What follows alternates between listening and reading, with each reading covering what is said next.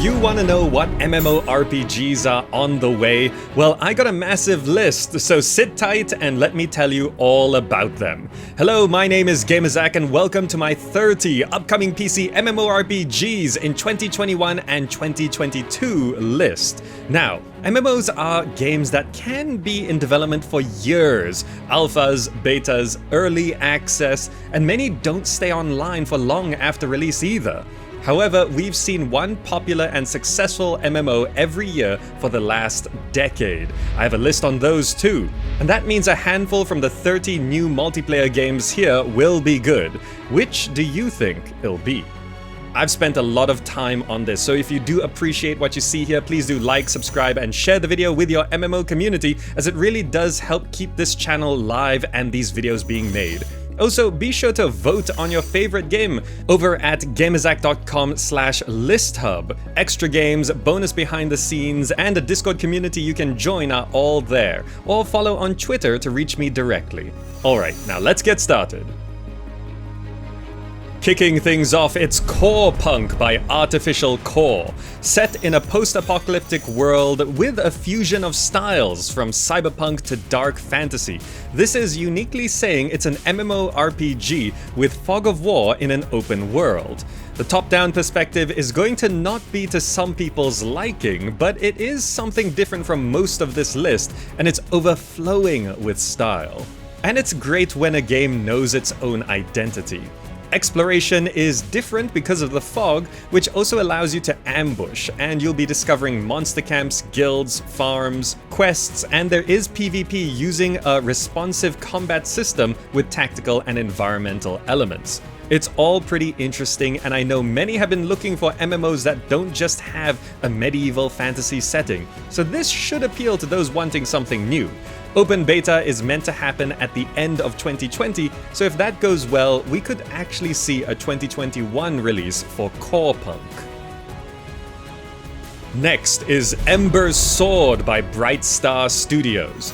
Free-to-play sandbox MMORPG that's said to be a mix of RuneScape and Albion, promising to deliver a thrilling and dynamic universe with territory control and community-decided land development. Hone your crafts with gathering, crafting, and trading up to be a wealthy caravan merchant, while you gear up for classless combat in PvE against dungeons, bosses, and dangerous lands, and PvP will be for land control or in the outlaw territories, where you can vie for rare and valuable resources. It's got a pretty cartoony look, which you can decide for yourself whether you like it or not, but if all the offered gameplay features are actually delivered, this sounds like it could be something that lasts. Ember Sword is looking at an early 2022 release, but with alpha and beta phases starting in 2020. And then we have Valar by Quazer Studios. Here we have a universe of multiple planets created by the Celestials, powerful beings that have formed and influenced everything around them. Characters are classless, but there are combat archetypes, and you're free to learn any of them and use what you like linked to what you're wearing and using. Much of that gear will be crafted by players with certain professions, making the economy of the game, and there will be gathering, housing, and the expected PvE with dungeons, instance raids, and bosses. PvP will include duels, a lawless area, faction warfare, and territories that guilds can capture and build upon. At the time of writing this, Valar is crawling towards its first phase of crowdfunding goals. Not to mention, they can go a few months without a news update, which isn't as encouraging for its long-term success. Though tests and development seem to be continuing, so there's still a chance that this will turn out okay. Maybe. Next up, we've got Gloria Victis by Black Eye Games. A project that's been in development in some form since 2012. This released onto Steam Early Access in 2016 and has been getting regular updates since, with some big ones in the last year. Combat is non-target, open PvP and expanded PvE, classless progression, crafting with a player-driven economy, guilds under a feudal system, naval combat, building, and territory control battles are all part of this game in a low fantasy world with an emphasis on realism. So there's a lot to it. Reviews overall have been mixed, but recent ones are mostly positive. So it looks like it's still developing well enough, and with a good few hundred concurrent players on Steam, it's alive enough too. Like a medieval Mountain Blade plus PlanetSide, you could say, it's in version 0.9 now, but an actual final release is probably still gonna take a while for Gloria Victis. So if you wanna jump in, you can do it now, otherwise I wouldn't hold your breath. And then we have Reign of Guilds by Atlant Games. First-person medieval magic. This is about guild warfare, kings and counts ruling over territory and populations, and is saying that it's old-school hardcore with unattached loot, open-world PvP and PvE, a non-targeting combat system, friendly fire, and various paths for you to go down to determine who you are. Being first person does set it apart from most MMOs, and medieval magic is always popular, but that as a theme means it's going to be harder to convince people as there's so much competition. Having said that, the pre-alpha footage does look pretty good for pre-alpha, and it'll be interesting to see how this polishes up and goes through development. Heading into alpha at the end of 2020, there's still a lot of work to do for Reign of Guilds, but we should have something playable in 2021 as it moves into beta phases, then an early access release. Going full on into first person, with VR it's Zenith by Ramen VR.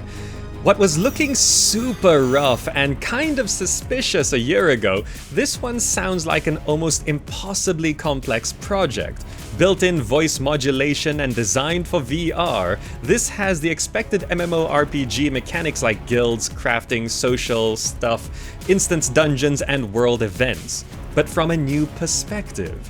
Combat is of course very different, being VR and all, and it raised $280,000 on Kickstarter, which is not a bad amount, though not massive either. But innovating a VR MMO is difficult, and it's unclear if this is gonna be a revolution or just a gimmick until VR becomes more commonplace and figured out design-wise.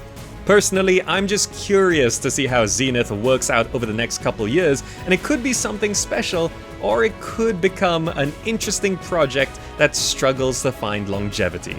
After all that though, the latest pre-alpha demo video is a big step up from the last one, so there is still promise. And now we're going to go through a bunch of Asian MMOs, starting with Blue Protocol by Bandai Namco Studios.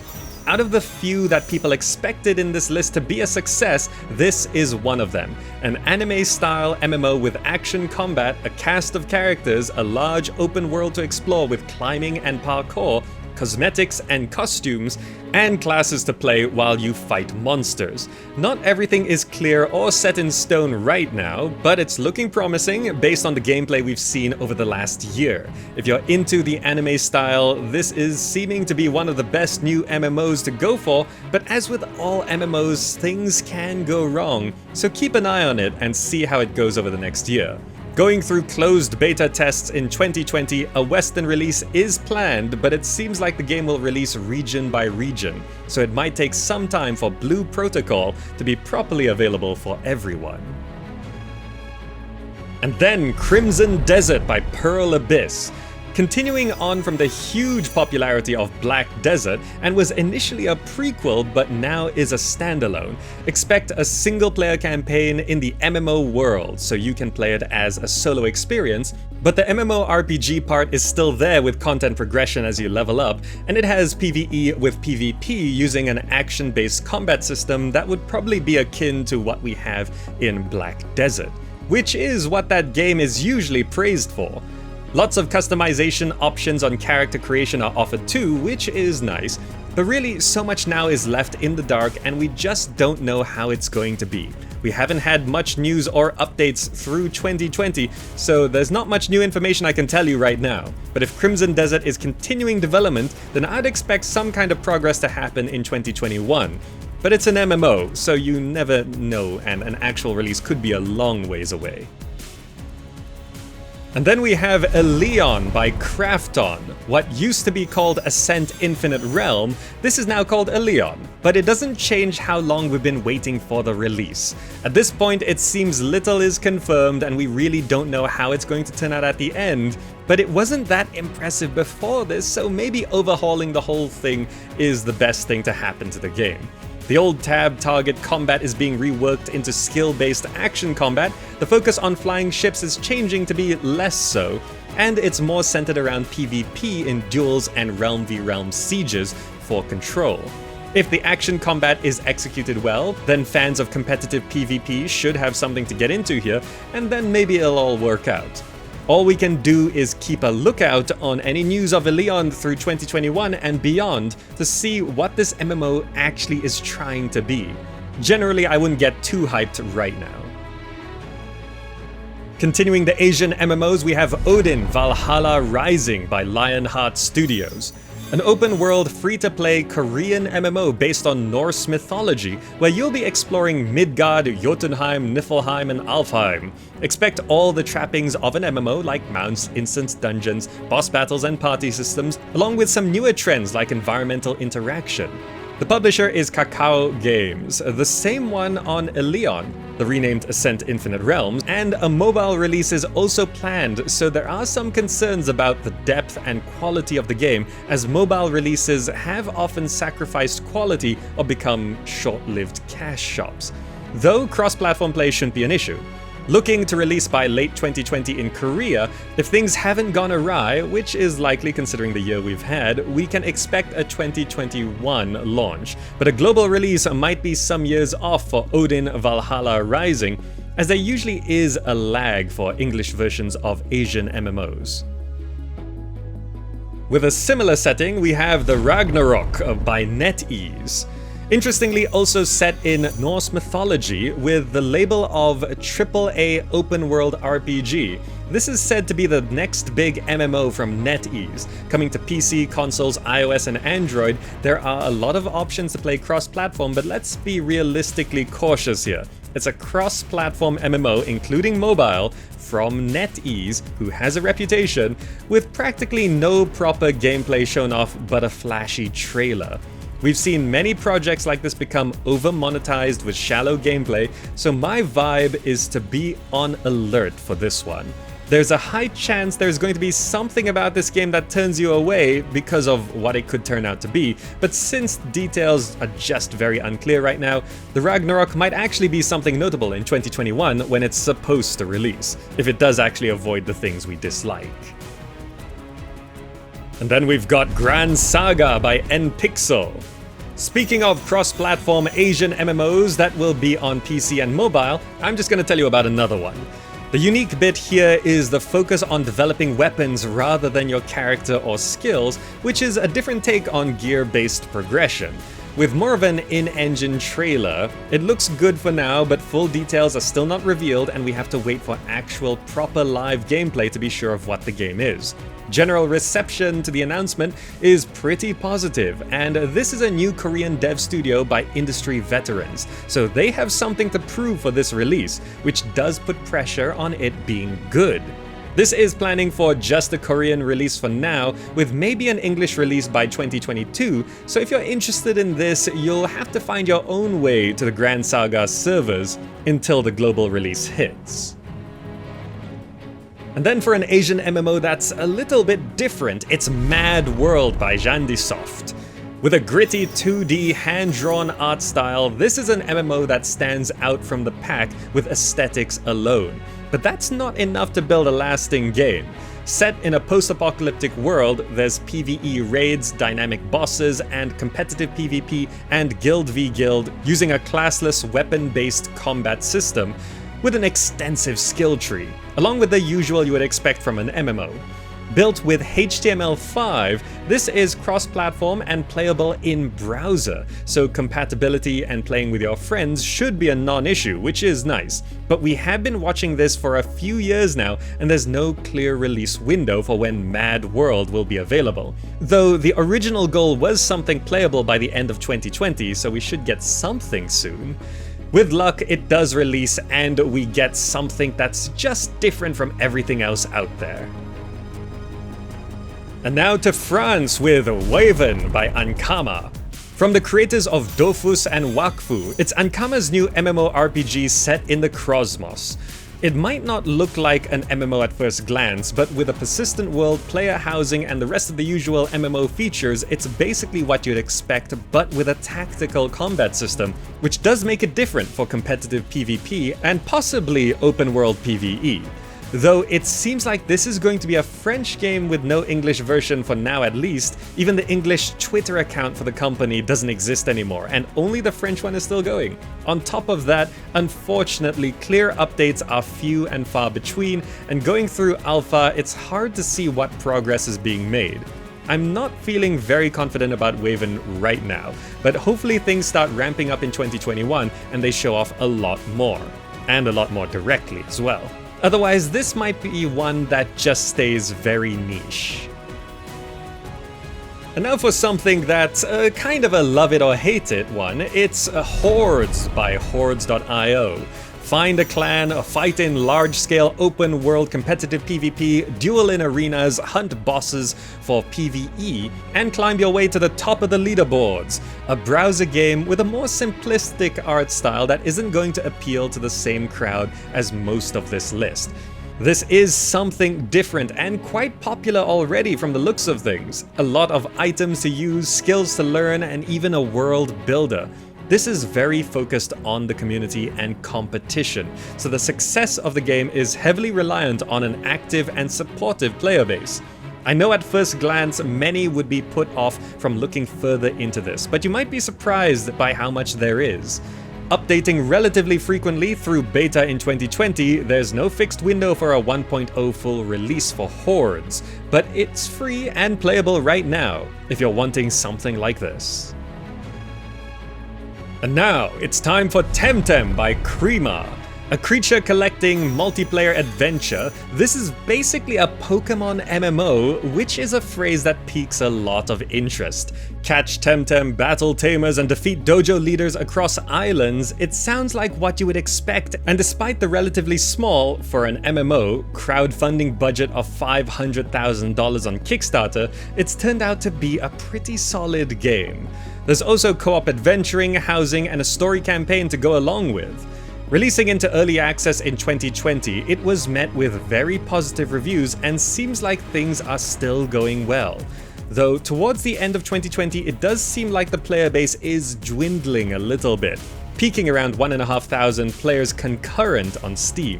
We can expect that to spike up when Temtem fully releases, but whether this is going to be an MMO that lasts for years after, that remains to be seen. And now for a little competition, there's DokeV by Pearl Abyss, a cutesy-looking creature-collecting MMO with a modern urban setting. This certainly is different, but it's Pokemon again, but with adorable beings that draw their strength from people's dreams, and you should be able to go on an adventure through a vibrant world with intriguing stories. It is very cutesy all in all. It's a Korean MMO, so there is the question of if the Western release will happen at the same time, but there is already an English website at least, which is more than the usual. Whether you like the style or not, it seems like a pretty legit project, but we haven't had any real news for many months, or any proper gameplay reveal towards the end of 2020, so maybe DokeV will be a reality, or maybe it's just not going to convince enough people. We'll find out the direction it's going in 2021, most likely. Moving on, we've got Reworld Online by QWERTY Studio. Labeled an online sandbox MMO with private and official public worlds, this is about guilds fighting for control of territories with a skill-based and fast combat system. The colorful and vibrant world has a certain charm to it, and you'll be customizing your character's skills and equipment to fit your playstyle. Participate in the economy based around rarity of resources, battle with combat inspired by MOBAs, and you can explore the lands with no instances or on boats that may require multiple people to control. Modding support is also a thing, meaning there can be a huge variety of types of servers that you'll be able to play on, including game master tools and the possibility of monetizing your own server, as this can be a creation tool, as long as the community stays active and the game holds on to a decent player base anyway. This was looking very unfinished a year ago, but there has been some decent development through 2020, and from the pre-alpha showings, it's showing some potential. So it'll be interesting to see how all the pieces come together over the next few years. Alright, I did say medieval fantasy is a popular theme in this genre, so let's get to it. Defend the Night by Ninja Loot Games. Dark fantasy with a unique leveling and progression system, this is trying to revamp the usual MMO grind with more exciting event-driven gameplay. Build and defend cities, join friends on dungeon crawls, explore a vast landscape, and choose from 11 classes with talent options to craft your champion. Competitive PvP with leaderboards and PvE are both a thing as you battle against infringing evil. Combat is the more classic tab target system, though things are still meant to be a bit more mobile than just standing there. Quite a bit of development progress has happened through 2020, and the videos shared on social media show off the engine overhaul, which is a nice big step up from the old footage. If Defend the Night keeps up in this direction, it could end up looking pretty nice, and the defending premise could be interesting, so we'll see what happens. Next up, we've got Fractured by Dynamite Studios. Calling itself the first open-world sandbox MMORPG that mixes action, combat, and interactable environments, which is specific, I guess. Wanting to target fans of competitive and cooperative play, your skill is more important than your gear or level. With 3 races to choose from, each promising a totally unique experience, you'll be getting resources, crafting, trading, and venturing out as a solo hero or starting a settlement that you can grow into an empire. Hopefully all the choices you can make and the dynamic gameplay do function as described. It's a buy-to-play game with a VIP membership and cosmetics, but the skill-based gameplay from the start should mean that nothing gives any gameplay advantages. Gameplay is also looking a lot better compared to the pre-alpha phase, so it seems to be on the right track. This is an MMO that many have been excited about, but Fractured has been in development for years, and it's still working its way through alpha phases. Then it's the Saga of Lucimia by Stormhaven Studios. Group-based cooperative RPG is the fundamental idea here in a high fantasy world. A massive sandbox open world with no quest hubs, tabletop style for immersion and skill-based gameplay. Notably, this is a purely PvE game, so no arenas or battles to fight other players here. But there will be player housing, crafting, and a focus on 8-person party systems and challenges. Mixing tabletop D&D with an MMO sounds interesting and difficult to pull off. But the development has been going since 2014, so they should be taking their time to get everything right. Though it is sounding like it has more of a niche appeal, meaning player base size is a concern, so the hope is that there's a lot of content for the small groups of players playing together. The game has been in an alpha for 2020 and targeting a late 2021 release window, so if you're into the old school and cooperative RPG style, then you should be able to fully get into the Saga of Lucimia within the next year. And now for one that most people doubt at first glance, it's Project Gorgon by Elder Game. Now, I know what a lot of people say about this game. It looks like it's 20 years old, and it's amazing anyone is even developing something that looks and plays like this. But perhaps, to your amazement as well, Project Gorgon has a very small but very stable player base for years, giving it very positive reviews, and for that niche audience, there is nothing else that's catering to this old school style of MMO. Many citing the surprising depth, immersion of the world, and freedom of exploration. NPCs have goals and interests. Stepping in water puts you out when you're on fire, and you can get turned into a cow but keep fighting. Those are some of the notable points they're selling. Yeah, the graphics are dated, and most aren't looking for what this is offering, but if you're curious, there's a free demo on Steam, so no harm checking out Project Gorgon if you're intrigued. Next we've got Past Fate by Icy North Games. Set in a medieval fantasy world where freedom is key, two factions battle for dominance over a savage world while dark powers are rising in the shadows. Choose your own fate and class as you explore, conquer lands, defend your kingdom, and there's naval combat too. But beware the night, as it gets dangerous.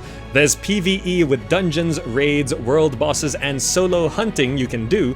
Meanwhile, PvP has battlegrounds, arenas, and a separate PvP progression system. Combat is skill-based, so you should be pretty involved in all of these battles. There was a Kickstarter and it raised $25,000, which is a tiny amount when it comes to an MMO, so I'm not sure how much can be done with such a small budget. Entering early access in 2020 and planned to be in development for 2 years, Past Fate is trying to hit a 2022 release. And now for one that we've been watching for years, Camelot Unchained by City State Entertainment. 3 realms in one persistent open-world sandbox where the towns and cities are built almost entirely by players. Vie for resources, control places of power, burn your enemies, and conquer the depths. Crafting and building is a big point for this one, which is something that many enjoy, but also relies on players making good content, which is always a risk. Combat sounds interesting though, where abilities interact with each other, so a fireball hitting a water ball turns to steam, which then you can interact with yourself. And those battles are said to be able to have up to 1,000 players up close and personal. Raising over $4 million in crowdfunding, this is a big project with a lot of its stretch goals hit, but it was in Beta 1 in 2019 and through 2020, so these beta phases are not breezing by. There's then going to be Beta 2 and then Beta 3, so Camelot Unchained isn't going to be releasing anytime soon, and it's taken years to get here. Plus, actual gameplay is hard to find even this many years into development, so it might turn out great, just if it does, it will probably be far in the future. Continuing on, it's Pantheon Rise of the Fallen by Visionary Realms. Uncover the mysteries of a world divided by celestial loyalty and betrayal. Saying that it's a deeply social, high fantasy MMO, you'll be exploring a world with a climbing system, uncovering things with a perception system, and surviving harsh environments with an acclamation system. Characters are class-based, with many races to choose from. There's also crafting, and combat should be tab target, while being primarily PvE with PvP available. But generally at this point everything is up to change. It's still in pre-alpha towards the end of 2020, so an actual full release is unlikely to happen anytime soon, but there are plans for alpha and beta phases which should happen over the next year or so. Since it's so far off, there's no real telling what this will be like on release, but we can hope Pantheon Rise of the Fallen works out. And then a game that's gone through some changes so far, it's Crowfall by Artcraft Entertainment. Stating that it wants to redefine the MMO, this is a game with big ambitions. One universe, infinite worlds, and an endless war rages where your actions can have an impact on those worlds. Territory conquest, a player-driven economy, divisions of power through your kingdom using guilds, and there's a bunch of classes and races to choose from to fit your preferences. A unique thing is that the campaigns you can participate in are timed, so they will end at some point and there will be a victor among the competing factions. Having gone into beta towards the end of 2020, the game is finally shaping up into something a bit more proper, but it has had difficulties getting everything to come together. But all this should mean significant progress through 2021, but as with any MMO, we're not going to be able to accurately guess when an actual final release for Crowfall will be. Next up, we have Ashes of Creation by Intrepid Studios. A medieval fantasy setting with a dynamic world that changes with player actions, cities are meant to rise and fall, locking and unlocking content as the world changes. There's also crafting and gathering, along with a hybrid action combat system through hundreds of players in sieges, PvE and PvP with a flagging system, territory control, and between guilds. This is one that's been in people's sights for a long time, and there's a lot of hype for it. We've gotten a decent look at early gameplay for the MMO in 2020, and consensus is that it's looking good and progressing well. Buying into the early tests, though, is pretty pricey, with the cheapest package being $75 US. So I'm thinking most would want to wait until the game is more developed and closer to release. Which I'd guess the earliest release for a finished Ashes of Creation would be in 2022 at least, but that's just a guess, if they can get through beta in 2021. With some gameplay now revealed, we have Magic Legends by Cryptic Studios, an action MMORPG set across the planes of Magic the Gathering. Become a planeswalker and build your spell arsenal to fight evil. With 5 classes according to the 5 colors of Magic, you'll be finding your own path through the exotic lands. Combat is fast and tactical in real time, with your spells being drawn based on the deck you've crafted. This isn't really a card game, but it does still seem to be thoroughly Magic, though some aren't as happy with the action MMO approach and wanted something a bit more paced gameplay-wise. You will be able to team up with 2 other planeswalkers or go it solo, though this is still an MMO with overworlds and social hubs. It's decent looking so far. Magic Legends does run the risk of being a bit run-of-the-mill, but it's Magic, and Magic fans should love this, and with the backing it has, it's more likely than not to work out any issues that crop up. For a big one, we've got New World by Amazon Game Studios. Heading to a supernaturally corrupted island to stop its spread, you end up stranded and have to find your way through a dangerous world. With a 17th century aesthetic but with magic, characters are classless and progression is skill focused. Servers are meant to support over 1,000 players too, so things should be able to get pretty crowded. From what I've seen, there's a lot of resource collection, crafting, player housing and questing, as you would expect from an MMO nowadays, and there's plenty of action, combat, PvE, and optional PvP if you're more into that. 50 on 50 fort sieges are also a thing for something bigger. For a new MMO, it's generally looking okay, and with Amazon's backing, you can expect it to have plenty of resources to keep it going for a long time. But a main concern is if it's just gonna feel a bit generic and not have enough novelty or innovation. After committing to a 2020 release, circumstances delayed it to 2021, which is now the year scheduled for full release. We did get a look at the game through some early test phases, so gameplay isn't so mysterious now, and New World could very well be the big success of the year by the looks of things. For the last main entry, but there's some bonus ones after this, so stick around, it's Life Beyond by Darewise Entertainment. Social spaces in far out places is the tagline for this sci-fi open-world MMORPG. Travel the universe, teleport between worlds, and help build society in a new space age for humankind, or just chill. The trailer shows off third-person action combat, building vehicles, guns, aliens, and zip lines, though at the moment they're just gonna go through closed alpha and flesh out some features. This has a lot of backing, and the ambitions are big. Plus, there aren't a lot of sci-fi MMOs to choose from, so that alone might be the biggest selling point. Speaking of selling, of course, Founders Packs are available for sale already, though be sure to know what you're getting. Being version 0.8 towards the end of 2020, there is actually a possibility of a properly playable version coming out over the next year, but what exactly the game ends up being and whether you're into it, well, you'll just have to keep an eye on Life Beyond to know.